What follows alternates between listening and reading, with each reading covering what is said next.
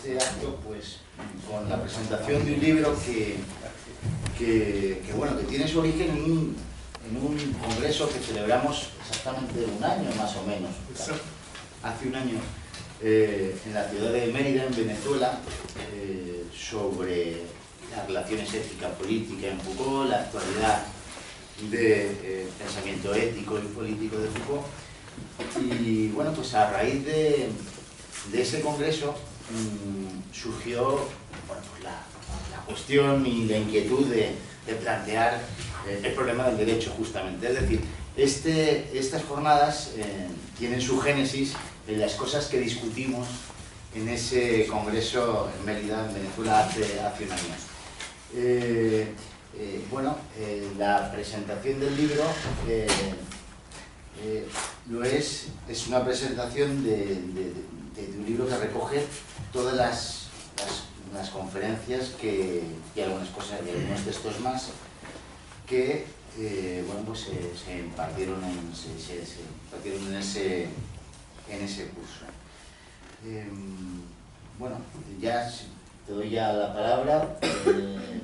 Desgraciadamente, Pausidio Reyes, que es, junto con Jorge Dávila, uno de los compiladores de este volumen, no ha podido asistir y eso sí, nos ha pedido que en su nombre digamos unas palabras y bueno, voy a dar la palabra a Jorge Dávila para que él en su nombre diga alguna cosa sobre este texto.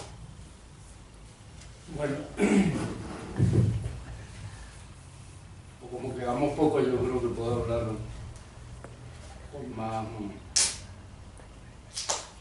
con menos discreción y decir que este libro es un producto de la Revolución Bolivariana. ¿Se ven?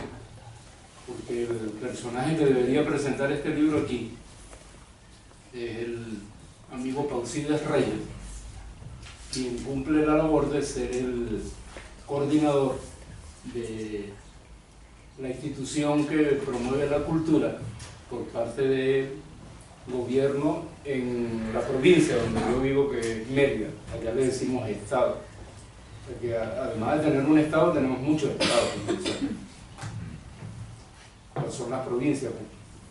Entonces Mérida es una provincia que tiene su gobierno, que se elige también de manera directa y popular, y dentro del cuadro de ese gobierno hay un instituto que se dedica a promover la cultura, arte, artesanía, pensamiento, etc. Y fue gracias a esa institución, que no funciona tanto como institución, obviamente, porque en esa revolución pasan muchas cosas así, como no debiera extrañar a nadie, no es tan institucionalizada. Fue gracias a ella que organizamos ese evento en el que estuvo presente Marco Díaz Marzá, también Alan Gigander, que están aquí, Marcio Alba, que fue invitado pero no pudo ir, porque no quiso, y no podía, estaba comprometido, y su colega tampoco, ¿verdad? La profesora Sarma Matanzos, y tampoco pudieron algunos colegas de Río de Janeiro. Entonces es gracias a ese impulso, y no precisamente al de la institución universitaria a la que yo pertenezco, que está absolutamente secuestrada por la derecha, masivamente secuestrada por la derecha, que se pudo hacer este coloquio. Sin embargo, cosa curiosa, durante el coloquio, como le consta a Marco, que tenía claros ojos y buenos lentes para verlo,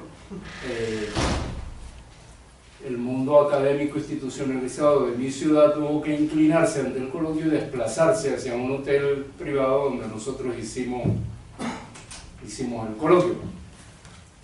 Después que vieron algunos de los, especialmente de los profesores del departamento de filosofía, que allí en ese coloquio habían más personas asistiendo a escuchar cosas sobre Foucault que los alumnos que ellos tienen en las aulas, porque la mayor parte de ellos estaban tirando piedras en la calle contra el gobierno revolucionario en ese momento, como lo han hecho durante 17 años, de manera permanente y muy violenta. Entonces, fruto de ello salió este libro, que además cuenta con el apoyo de un editor muy curioso, es un editor privado, pero Por eso no me asombró hoy cuando me presentaron a Guillermo, porque él me dijo, no creerás que soy editor con este aspecto, crees que se parece absolutamente a Bernardo Infante, a quien ustedes conocieron en el medio porque es un editor semejante. O sea, que anda detrás de un libro que diga algo que sea interesante. Bueno, entonces que hay dinero pues puesto por ninguna institución académica, y además como todo se hace improvisado, pero que finalmente sale aceptablemente bien, el libro me lo llevaron a mí algunos ejemplares al aeropuerto de Caracas, 2 horas antes de montarme yo en el avión que venía a Madrid. Así que la maleta mía está llena de tinta porque todavía se chorreaba la tinta, pero aquí está, yo quedé bien con Marco. Y Pausides Reyes, que ocupa ese cargo, pues se vio forzado, pero con gusto, a renunciar al viaje, sobre todo conforme pasaba el tiempo. Y claro, le decíamos a Marco para que él estuviera un poco tranquilo que era un problema de financiamiento, pero realmente no es un problema de financiamiento, que sí lo es en parte, sino que Pausides Reyes le corresponde, como funcionario comprometido que está en el mundo político, trabajar duramente para esa prueba que pasamos pasado mañana, que son las elecciones. Como somos respetuosos de la ley, yo le dije a él, yo creo que lo correcto sería que tú votaras 2 veces y usas mi voto porque yo no voy a estar en las elecciones, pero la ley lo prohíbe, ¿no? Y no lo vamos a hacer. Aunque todas las televisoras de aquí de España, como las de Francia, como las de Alemania, como las de Japón, como las de Estados Unidos, como las de América Latina, dicen que el sistema electoral es tramposo. Pero no se puede hacer la trampa, es muy difícil, de manera que yo no voy a votar, y quisiera votar. Entonces Pausides no solo se queda porque va a votar, sino porque está comprometido con eso que nosotros llamamos una batalla, porque es una batalla permanente.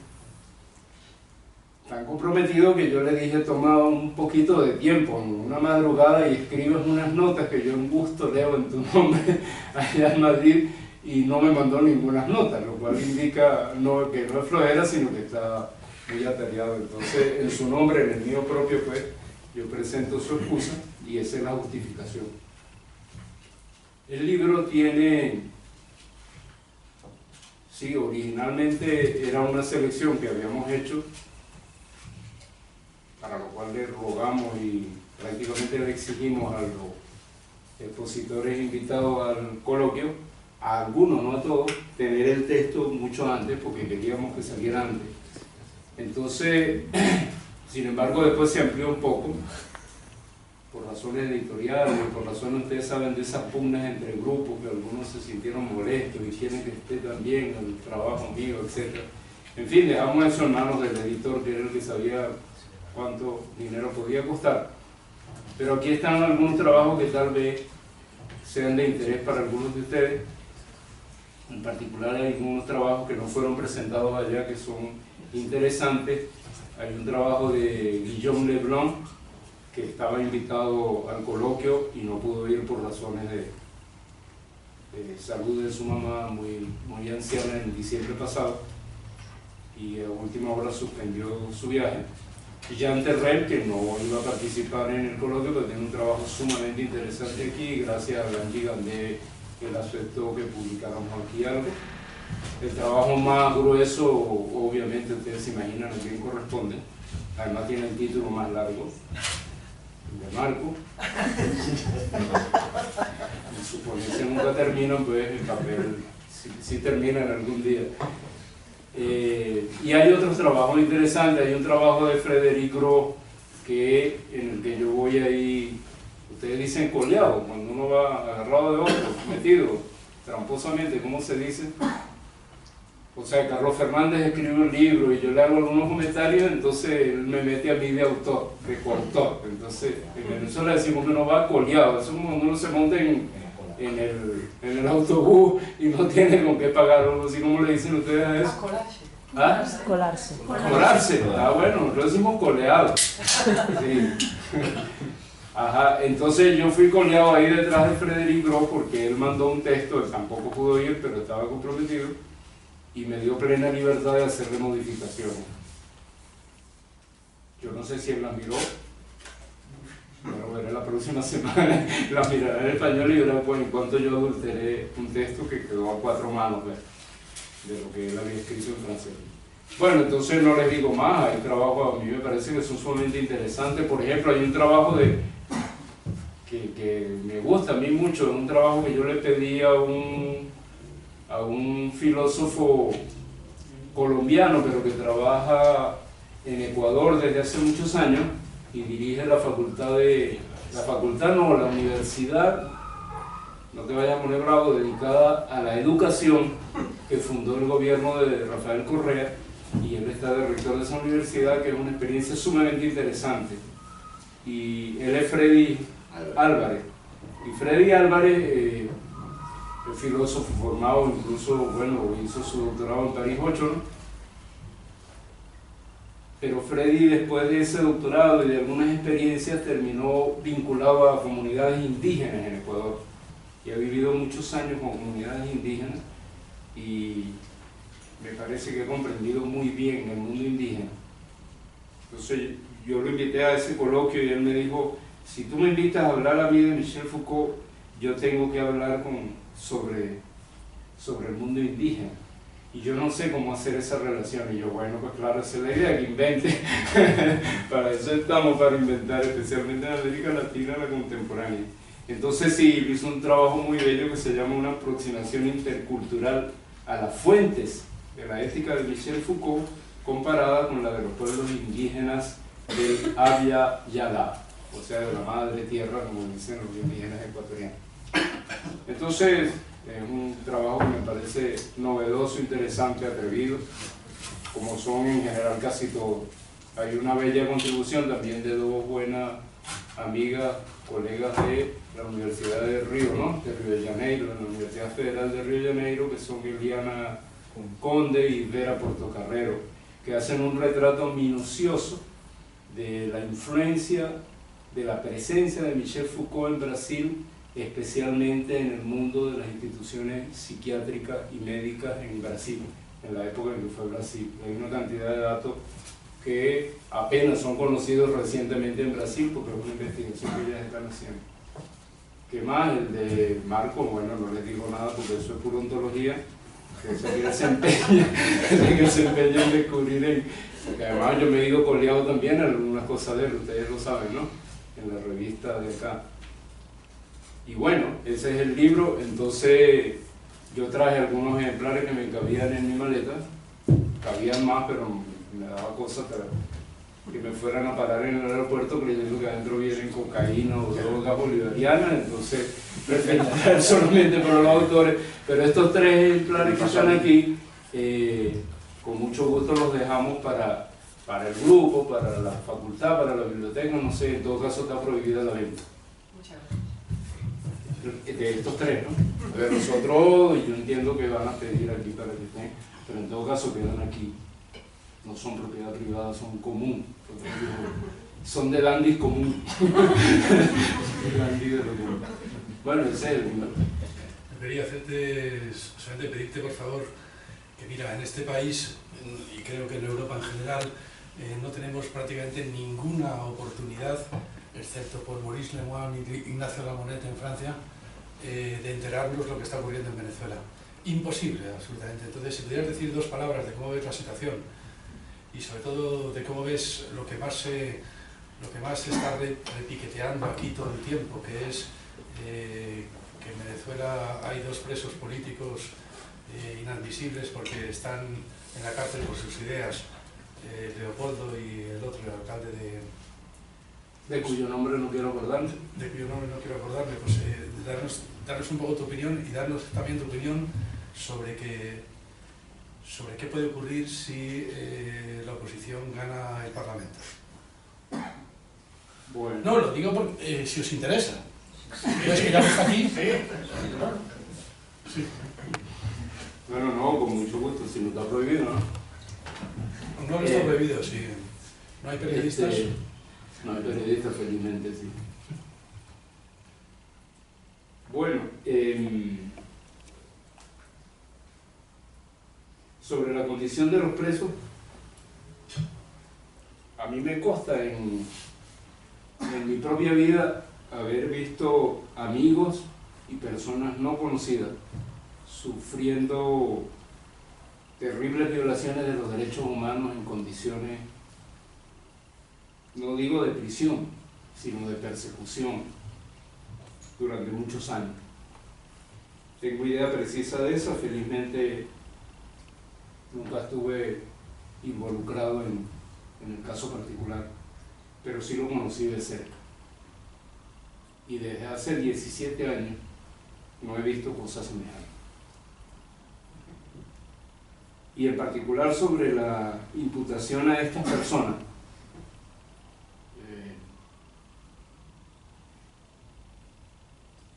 claro, algo mostró Alain Gigandé sobre la vinculación de la cosa jurídica con las experticias médicas y esas cosas, ¿no?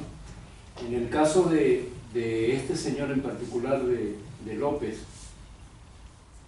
le correspondió a una colega de mi universidad, que es experta en lingüística, hacer un trabajo que le pidió la Fiscalía General de la República de análisis lingüístico de los discursos de este caballero, para que diera luces si eso contribuía a la imputación o no.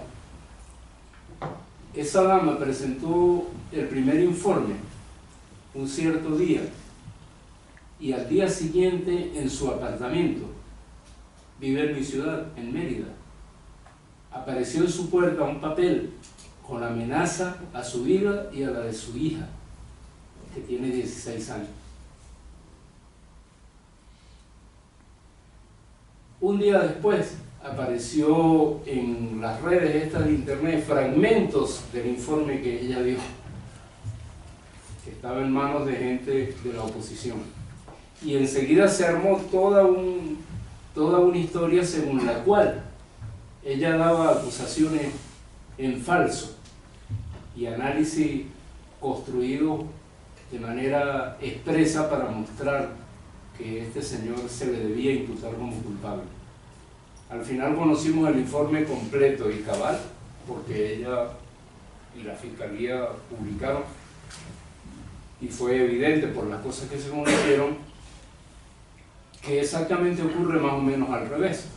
O sea que ella hace análisis absolutamente neutrales y nunca dice, y de acuerdo con esto, o está exento de pena o merece una pena, en absoluto. Y al revés, el informe más bien se puede prestar, depende de las manos del juez, y en ese caso dependió del juez.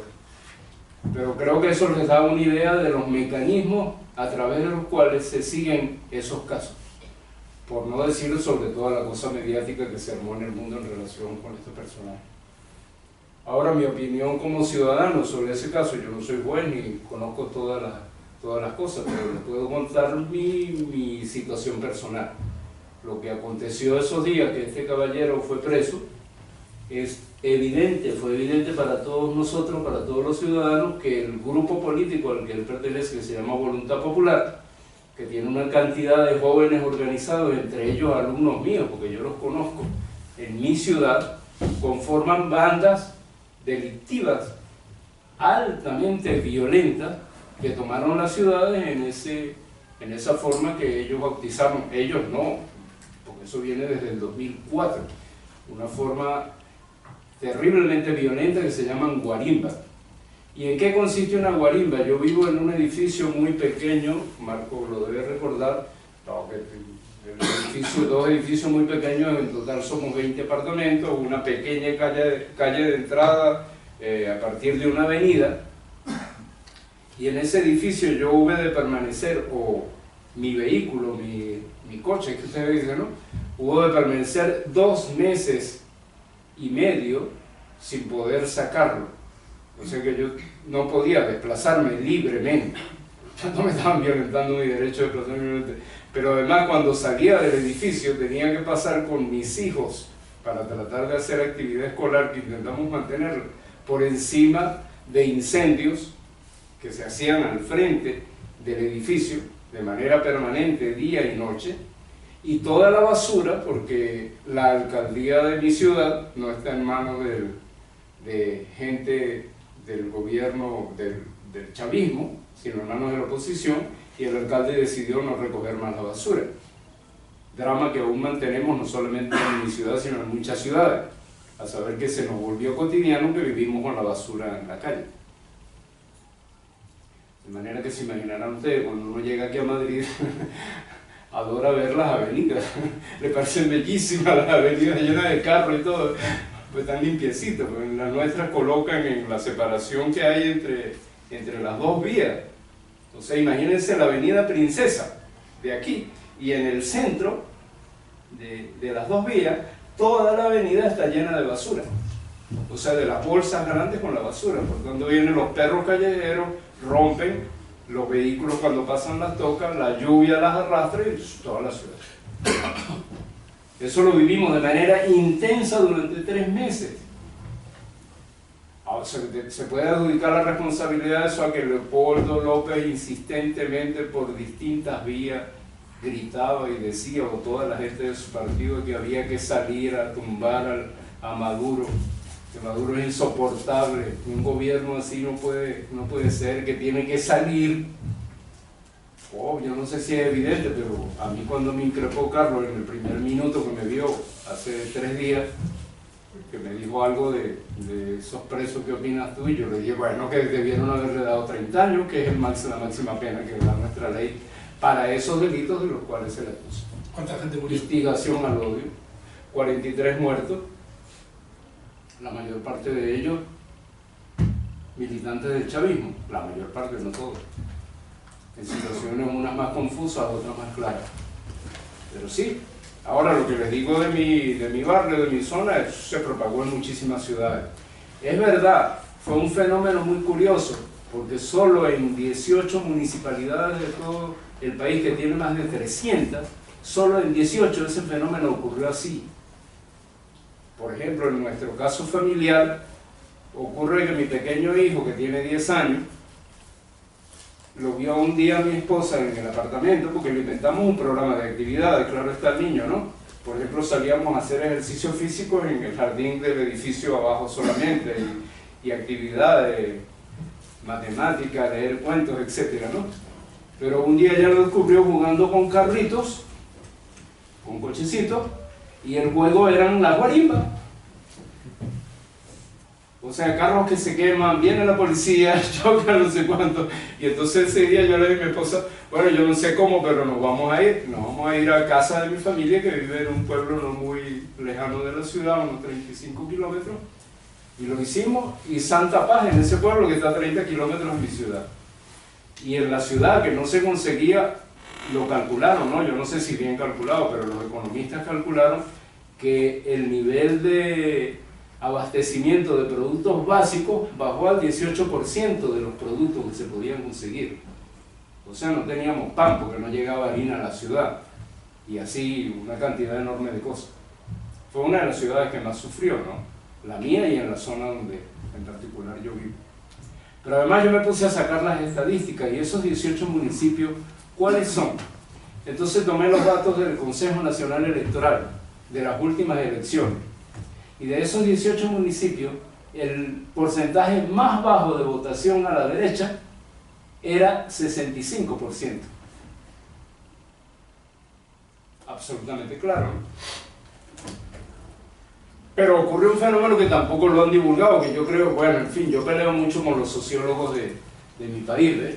Porque yo les digo, aquí hay un laboratorio de investigación social y política, y nadie lo utiliza en la academia.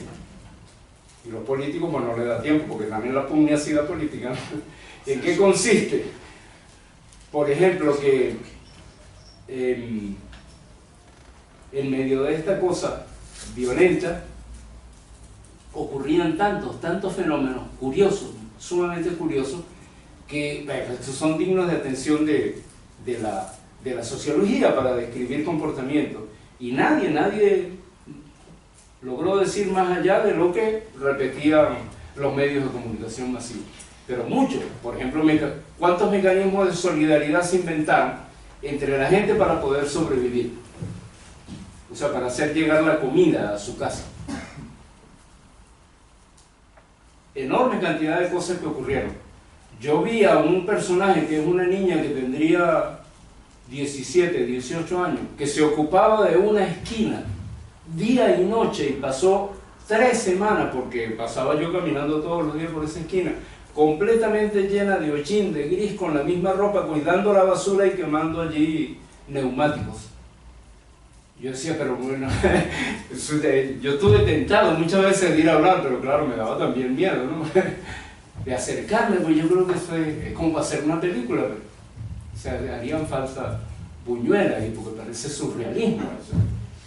O sea, la gente de más dinero, por ejemplo, en Caracas, cerraron sus avenidas y quemaban allí afuera basura frente a su casa para tumbar el gobierno. Entonces, eso es una cosa absurda, ¿no? Y claro, cuando lo mostraba CNN, es grandes actos de protesta contra el gobierno. ¿Y que cómo va a hacer eso una protesta contra el gobierno? Ese tipo de fenómenos, bueno, yo creo que aparte de que no se divulgaron, no han sido estudiados en el comportamiento psicosocial y pudiera ser muy, muy interesante. Por decirle alguno, ¿no? Hay otros que pueden ser todavía mucho, mucho más interesantes. Bueno, esas son las condiciones de ese evento. Ahora, eso que fue magnificado, o sea, es un evento que es grande, que fue el comienzo de 2014, fue eso, ¿no? Ha sido sistemático desde 1999. No ha variado. Es el pan de cada día en Venezuela. De manera que no es trivial decir, uy, es que ese gobierno no puede controlar. Ah, no, es que es muy difícil controlar. Es verdad que hay enormes deficiencias, obviamente, y las criticamos a quienes nos corresponde criticar en lo interno. Pero la agresión que hay es permanente y es absolutamente violenta. Por supuesto que no la muestran nunca así los medios de comunicación, ni la van a mostrar. Porque es sencillo, lo que aparece, bueno, Pascual Serrano creo que ha mostrado eso infinitas veces, pero los titulares del mundo mediático en Nueva York, en Washington, en Montreal, en París, en Berlín, aquí en Madrid, etc., es el mismo que aparece todos los días. Es exactamente el mismo, la misma redacción, cambia el idioma nada más. La foto es la misma, es la de AFP o la de, yo sé, las agencias estas de prensa. Los artículos de Le Monde son los mismos de, ¿cómo se llama él? Él es brasilero, el reportero, que escribe Paulo Paranagua, ¿no? Sí. Paulo Paranagua. Yo le conocí en París en 2002 y le he escrito no sé cuántas veces hasta que me cansé. Y una tal dama que se llama Marie Delcas, creo que se llama, que es reportera que trabaja para Le Monde. Yo le escribí muchísimas veces en francés diciéndole, pero ¿por qué? Está bien, yo imagino que a ustedes le pagan eso, pero ¿por qué? ¿Por qué no ponen una cosita más decente? Una cosa, no que sea objetiva, pero que sea más decente, porque es indigno contra ustedes mismos decir eso que dicen cuando ustedes saben que dicen mentiras. Y no, ellos responden normal, no, nosotros somos reporteros y eso es lo que vemos, eso dicen nuestras fuentes. Pero no, pues claro, a mí me consta, a mí me invitaron en Radio Francia Internacional a hablar una vez hace como 25 años sobre la situación en Venezuela, yo no sé por qué, creo que fue por los bancos que quebraron o algo así. Y yo fui sometido a un interrogatorio es sumamente agradable, porque me daban un punto de vista, me daban otro punto de vista y me ponían en, como decimos en Venezuela, en 3 y 2, que es la situación donde el beisbolista está, el bateador está así difícil, pues. O sea, como, no sé, como ustedes no conocen de béisbol, sino de fútbol, como delantero que está frente al arco y está atento a que pueden hacerle un pase. O sea, ¿anoto o no anoto? Entonces, yo me sentí así, pero ahora no. Ahora uno lo entrevista a un periodista de esto y yo no acepto, ¿no? En particular no acepto que me entrevisten para ninguna de esas cosas. ¿Un minuto para la televisión? No. No. Porque bueno, ocurre eso que dice Foucault en el texto sobre Kant, ¿no?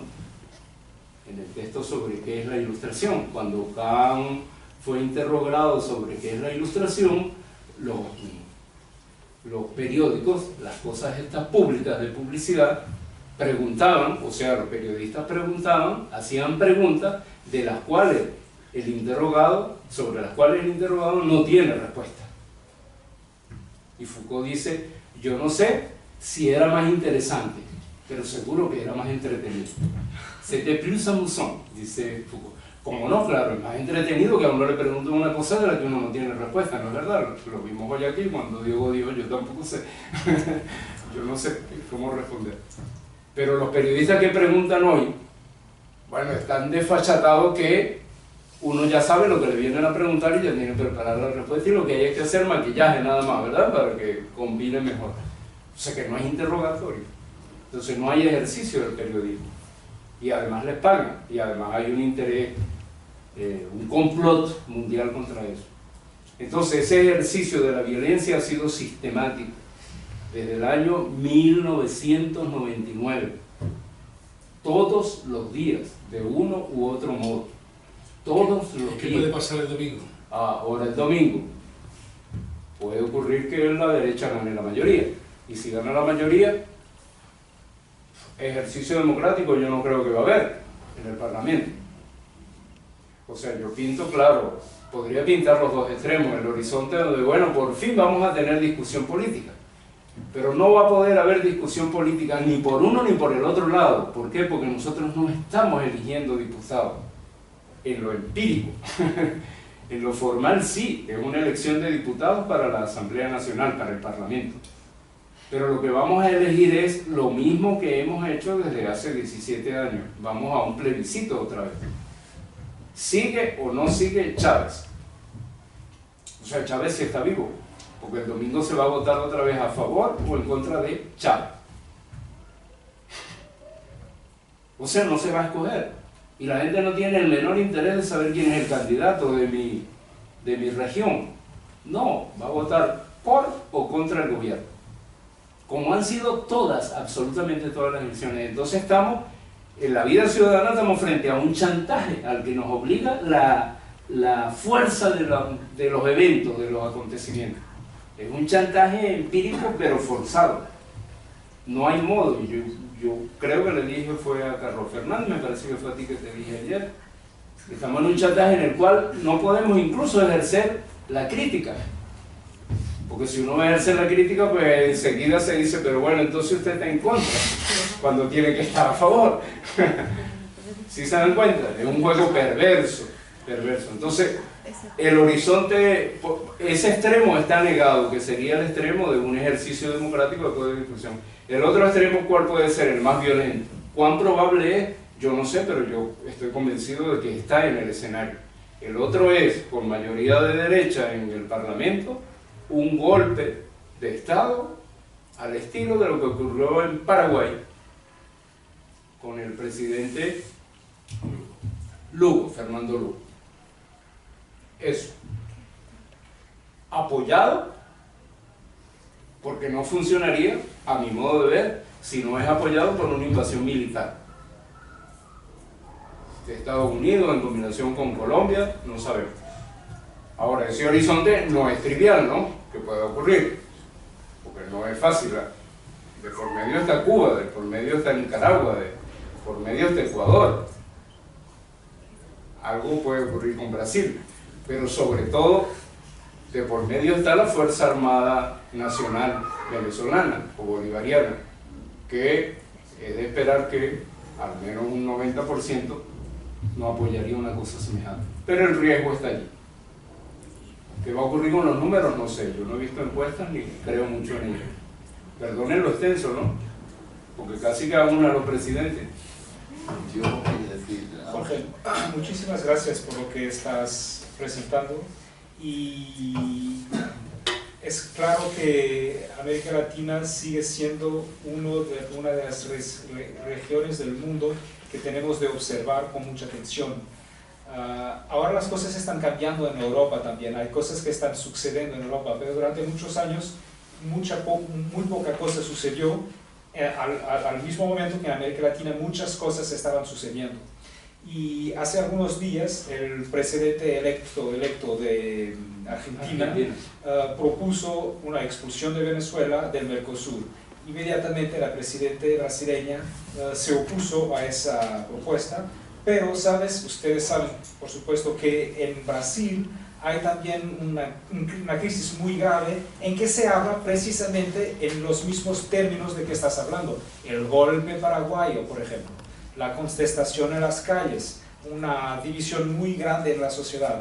Entonces, no sé si tiene algún sentido lo que me gustaría proponer, pero porque tenemos la suerte de tener un colega que viene de San Pablo y que conoce todo eso en su día a día, a lo mejor, si no es desconfortable para ti, Marcio, decirnos un poco cómo nosotros hoy en Madrid, en París, en Europa, podemos comprender un poco mejor la complejidad de lo que está pasando entre Brasil, Colombia, Estados Unidos, Argentina, perdón, no Colombia, Venezuela.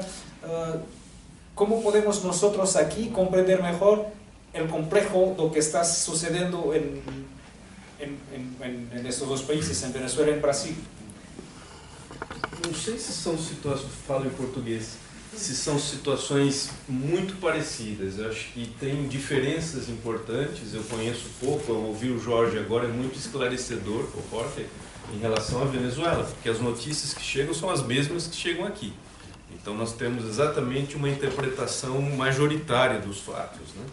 Agora, falando especificamente do Brasil, o que há é uma imensa frustração de uma parte importante da sociedade que apoiou o PT desde o início, com um movimento progressivo do partido, que ao mesmo tempo fez uma política interessante do ponto de vista social, importante, que tinha que ser feita, e por isso que apoiamos, mas que ao mesmo tempo tem um lado, me parece, muito complicado, que é um aparelhamento do Estado inteiro a favor do partido. Isso assusta muito a sociedade. E tem uma experiência democrática, o Brasil, que é recente, mas ela é muito ativa. Tanto que no lugar de um Collor entrou um Lula. Isso é importante. Mas entrou com essa expectativa, vai trabalhar pelo Brasil, fez coisas pelo Brasil. Mas depois com esses escândalos de corrupção, e eles são verdadeiros, infelizmente eles são verdadeiros. É o maior volume de corrupção que já aconteceu no Brasil até hoje. Então há uma divisão realmente de uma sociedade que, num momento muito forte e importante, acreditou nesse partido e vê de maneira crítica, como o Jorge diz, é possível, também acreditei, mas eu posso ser crítico. E quem é crítico hoje ao PT no Brasil é visto como de direita. Eu não sou de direita de forma nenhuma, mas sou crítico a algumas coisas do PT. Então existe também ou lá ou cá, uma coisa muito maniqueísta. Isso é muito difícil, não pode ser crítico nem de... E hoje o que se chama de oposição no Brasil também está envolvido em toda essa corrupção. Então não tem saída, não tem saída. É muito difícil, é uma situação delicada. Agora... ou perdeu-se, eu acho, nos grandes líderes do Partido dos Trabalhadores no Brasil, uma enorme chance de fazer algo verdadeiramente importante, no sentido de que o poder exerceu um tal fascínio que alguns princípios foram deixados de lado. É absurdo para nós que apoiamos PT, Lula, ver Lula, PT, ter o apoio de um Paulo Maluf, que é o pior da direita brasileira. Então, onde está a direita e a esquerda? Lula com Paulo Maluf? Paulo Maluf foi contra tudo que nós lutamos, porque era aliado à ditadura. Onde está a direita e a esquerda? Hoje, para nós, é uma incógnita. É muito grave a situação. Com Sarney e... Perdão, eu complemento um pouco. Eu não sei se você tem o mesmo diagnóstico, mas eu tenho um diagnóstico bastante crítico a essa situação. Sí, bueno, yo compartimos algunos puntos, por ejemplo, de crítica al gobierno PT y sobre todo de las estrategias incomensurables hechas para mantenerse, sí, para perpetuarse ahí. Sí. Es como Paulo Maluf, Sarney, sí. Todo eso que al final, ahora, yo creo que va a pasar algo muy interesante, porque ahora las fuerzas cambian. Todos esos aliados se quedan todos. Bueno, una parte muy importante de los aliados que como fragilizaban toda la acción en Brasil, como se volvieron ahora abiertamente contra, ¿sabes? Entonces, bueno, el partido de sustentación, que es un partido que tiene penetración muy amplia en Brasil, se ha volvido como en contra en la figura del presidente de la Cámara de los Diputados. Ahora, yo tengo una otra mirada cuando Márcio dice, yo no creo que corrupción sea algo legítimamente mensurable. Yo creo que, yo sospecho que ahora por lo menos la vemos más. É possível. Y en plan, más importante que eso, se ponen, aunque se ponen solamente los de dentro de PT, pero empezamos a poner. Y eso, bueno, los colegas son mucho más expertos que yo y mucho más bien informados, pero eso yo no me acuerdo en ver en ningún país moderno como un nivel de punición de figuras como muy importantes de PT. Por ejemplo, José Dirceu, que iba a ser seguramente el próximo presidente. Y es como figura políticamente muy interesante en Brasil, ha luchado un montón, y eso como históricamente muy interesante, pero una figura de esas como de perpetuación de poder. Entonces, menos mal que ahora como vemos un poco más Sim. lo nivel absurdo de corrupción, pero ahora es como un punto clave muy interesante a mi manera de ver, por lo menos, porque ahora como en esa fractura, Sim. en esa ruptura, creo que ahora como ponemos las cartas en la mesa um pouco mais. É possível, é Um uma pouco oportunidade. Um pouco mais, sim. Talvez seja. Uma oportunidade. Mas de risco, porque se há uma fratura em que a sociedade não consegue mais se entender, isso é muito arriscado a chegarmos em extremismos, Sim. um lado e outro. Sim. De dissolução. Aí, os lados se odeiam, é um Sim. pouco como o Roger falava, não é? Enfim. E então, entre PT e PSDB há muitíssimo mais em comum que diferenças mesmo. Exato. É um pouco PSOE e PP aqui. A PSOE solamente não apoia publicamente o PP por lá aí que tem por vergonha. Por vergonha, porque tem muitíssimo mais em comum com o PP que com Podemos, por exemplo. E na Argentina, a mim me parece, eu tenho amigos que são periodistas aí e estuvimos super preocupados com isso, todo de Macri. Pero bueno, Guilherme Castelo Branco, um companheiro que ha estado aqui outras vezes já, tem uma broma que diz que como não há presidente peronista en Argentina, ellos tienen disolución social. Y ya mis amigos preguntaron por eso, pero bueno, ellos sí que están súper preocupados, pero la idea es como, bueno, fue electo democráticamente, entonces va a cumplir el gobierno y eso. Pero lo que pasa en Brasil es mucho más complicado, porque el impeachment es como una jugada de venganza. ¿Por qué? Porque PT permitió el presidente de la Cámara, que es una figura que hasta un año atrás nadie sabía de la existencia, pero ahora se ha convertido en el tío con un poder absurdo. En Brasil, como aprueba todo, aprueba cuentas de mandatos de 4 años en 15 minutos, ¿sabes? Para llegar, y en plan, aprueba Collor, Itamar Franco, gobiernos súper inimaginables en 15 minutos para llegar a Dilma y decir, bueno, Dilma ha estado reprobada y eso, ¿sabes? Y, en plan, y fue venganza porque hay manera de ver, porque PT se permitió investigaciones de las cuentas en Suiza y eso, y esa retaliación, no sé si existe, sí, ya estaba como anunciada. Crónicas de un proceso de impeachment anunciado, básicamente. Crónica de una muerte anunciada. Bueno, yo quería, no sé si ustedes lo saben, pero me parece importante para los que no lo sepan decirlo, no creo que no lo sepan. Pero el caso venezolano tiene una variable muy particular, y es que Venezuela tiene la mayor reserva de petróleo que hay en el mundo.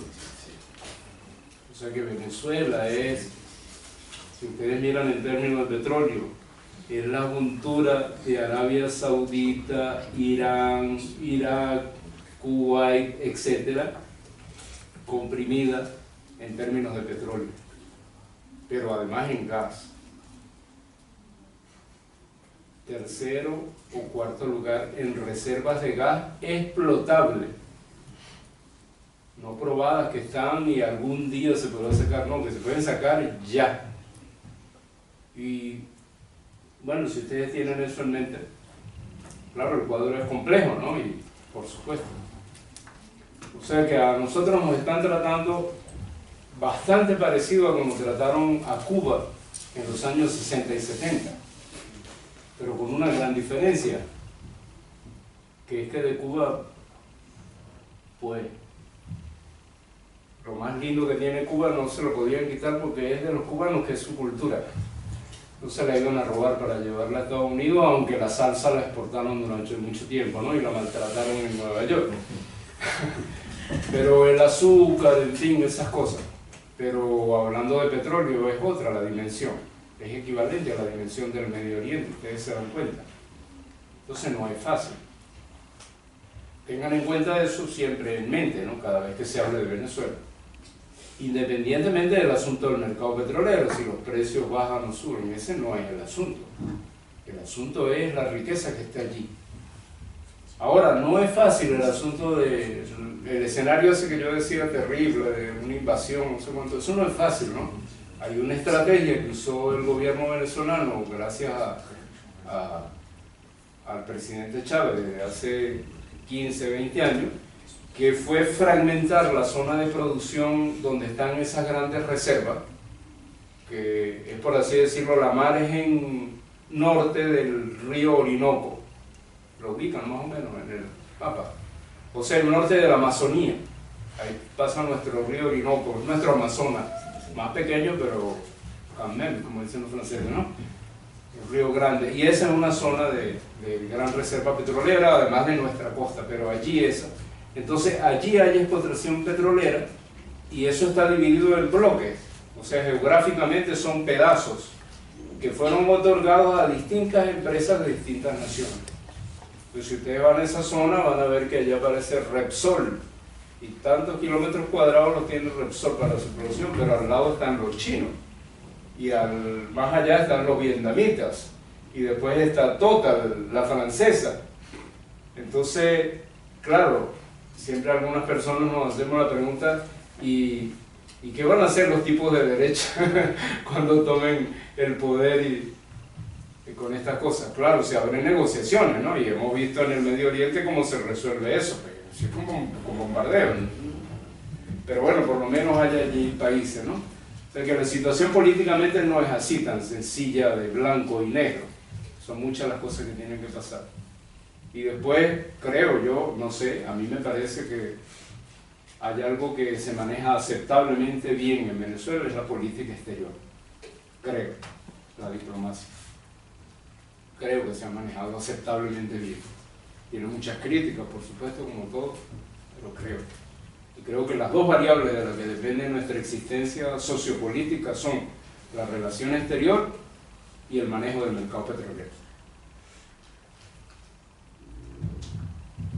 Si alguno de ustedes contribuye en distribuir esas ideas para que se debatan, para que se discutan, para que se investiguen, pues, por ejemplo, ¿será verdad que son las reservas más grandes? Que ustedes buscan en internet los datos de la Agencia Internacional de Energía de los Estados Unidos y comparan los números y los difunden, ¿sí?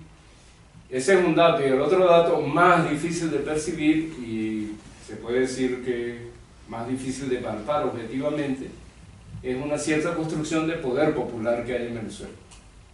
Son formas organizativas frágiles, pero muy locales y muy asentadas en la base popular.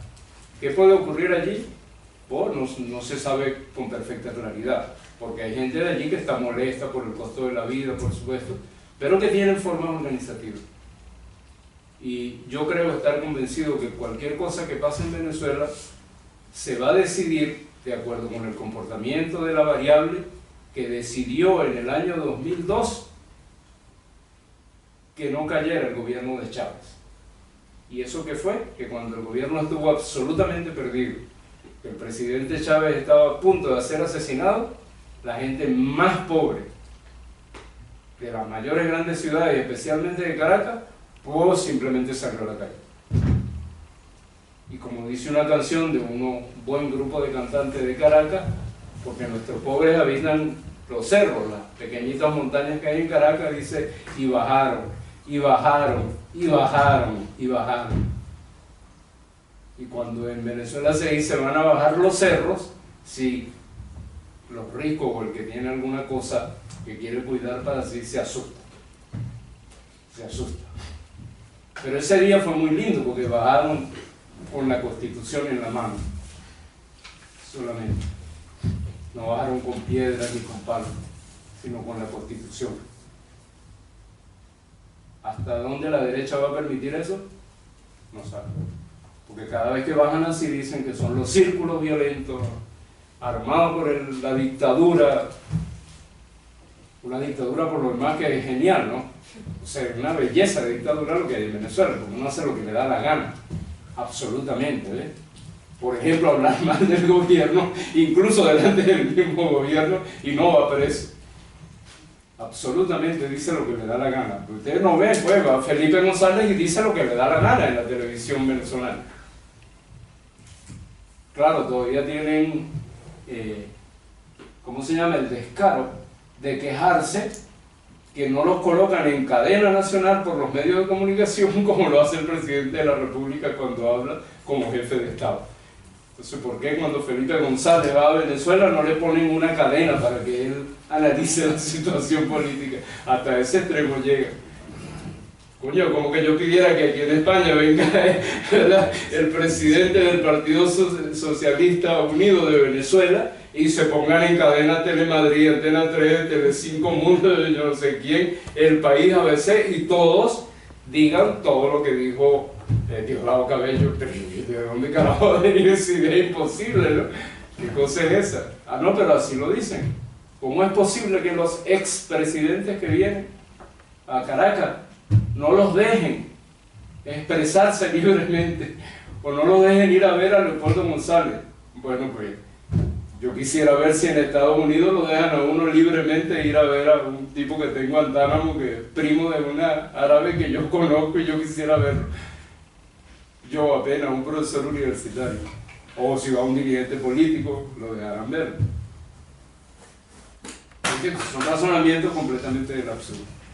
Bueno, digamos, yo me lo tomo también por el lado artístico y digo que lo que nos hace falta es grandes cineastas, pintores, artistas surrealistas, para que vean que el surrealismo pues, está ahí.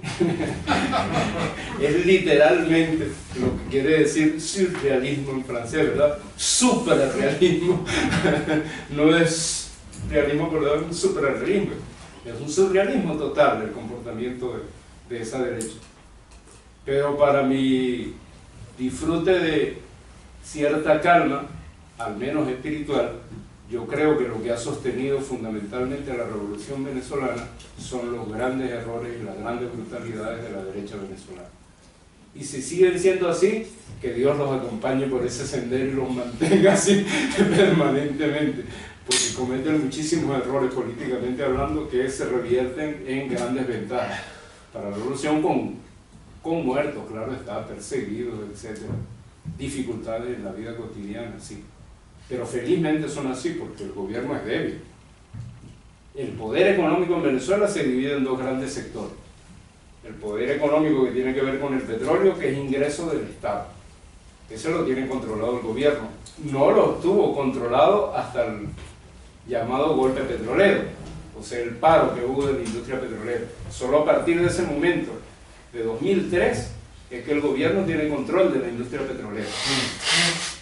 O O sea, para la historia de la Revolución Venezolana, cuenten que desde 1999 hasta 2003 no hubo revolución, porque el poder no estaba en el gobierno.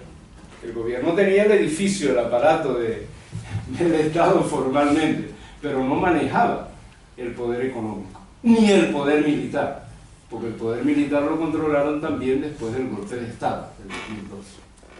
Entonces el poder económico es esta, pero el poder económico que corresponde a la producción, a un débil sistema productivo que tenemos, que está en manos de la burguesía venezolana, de medianos productores, pequeños productores, es todo un aparato privado. Y sobre ese no tiene control en absoluto el Estado.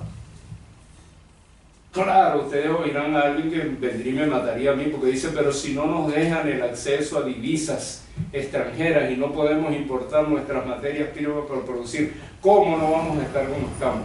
Sí, eso es verdad. Pero resulta que es que se sacan las cuentas como se han sacado y la cantidad de dólares que le ha dado el gobierno para importar no han sido precisamente invertidas en eso y el gobierno no hace nada, puede hacerlo. Tiene un poder jurídico, pero no, en la práctica no le funciona para eso. Entonces ese poder económico no lo controla el gobierno. Y ese es el que está trabajando ahorita. Eso es lo que llaman la guerra económica, el chavismo. Que es sencillito. O sea, entre Diogo y Carlos importan toda la harina de trigo que entra al país. ¿Y con qué dinero? Con uno que le da el Estado. Pero ellos deciden guardar la harina por un tiempo. O no importan la harina, sino disfrazan que importaron la harina y lo que trajeron fueron juguetes para las navidades extraordinarias. Y hacen trampa en el Estado. Así funciona el aparato. Y el Estado no puede ser eso. No funciona porque no hay institucionalidad del Estado para eso. Entonces, claro, ¿quién sufre? La persona que quiere hacer pan. Ustedes ven, mi esposa, pues, que le gusta hacer ahí tortitas, consigue una harina pan, claro, hay que hacer una cola de mil demonios de donde se consigue. Y la gente pobre inventa, porque inventa mucho, ¿verdad? Mecanismos según lo cual, si yo consigo un kilo de harina de pan que vale €1, pues si yo la guardo y me la llevo a un sitio donde es más difícil conseguirlo, yo la vendo en €10 y replican el mismo comportamiento que hace la gran burguesía. Y eso lo vivimos así todos los días. ¿Sí lo ven? Luego hablan de inflación. Complejo, la inflación, una locura, ¿no? Una locura. Entonces, control de la moneda más toda una cantidad económica muy complicada. Eso quiere decir el poder económico no está en manos del Estado, aunque esté en el ingreso petrolero. Que es bastante, ¿no? Y que no se maneja tan limpiamente tampoco, por lo menos no en términos técnicos, no de grandes corrupciones, sino simplemente operativamente. Pero lo que quiero transmitirles es la idea de que hay una cosa popular que se está formando allí que nadie logra entender muy bien, pero se está formando, allí hay una fuerza, un modo de relaciones que se están gestando de manera diferente, que por así decirlo, desearían ojos que las observen analíticamente desde el punto de vista político, moral, psicológico, sociológico, etc. Y no es objeto de atención, es objeto de atención de algunas instituciones del Estado que protegen. Ese por un lado, y por el otro, la importancia que tiene la cantidad de petróleo que hay en Venezuela. Después, claro, como para decir un poquito positivo, ¿no? Pues pasan cosas bellísimas en Venezuela. Venezuela cumplió todas las metas del milenio que puso la ONU para 2015. O sea que no hay niños en la calle, que la desnutrición infantil está entre los niveles más bajos que hay en el mundo, que hay 3 millones de personas que reciben pensión solamente por tener edad superior a 60 años. No importa si trabajó o no trabajó. O sea, usted cumple los 60 años, María José, vaya para el Instituto de Seguro Social, le dicen allá, haga la cola, que seguramente le va a tomar 1 día o 3 días, usted lleva fotocopia de su documento de identidad, no sé cuánto, y dentro de un mes usted está cobrando su pensión y tiene una tarjeta de crédito. Entonces ahora uno ve a las personas más pobres de Venezuela que antes no podían, pero ni asomarse a una vitrina de un banco, porque no podían entender eso, haciendo cola con una dignidad enorme frente a una gente que lleva un paquete de dinero así que toda la vida lo ha llevado para depositar en un cajero y le grita, no se meta ahí que yo necesito pasar porque yo estoy viejo y quiero sacar mi pensión. Y entonces se cuelan, ¿no? Es un comportamiento bellísimo, con una dignidad enorme. Y eso hace 20 años era prohibido, imposible verlo. Entonces hay 3 millones.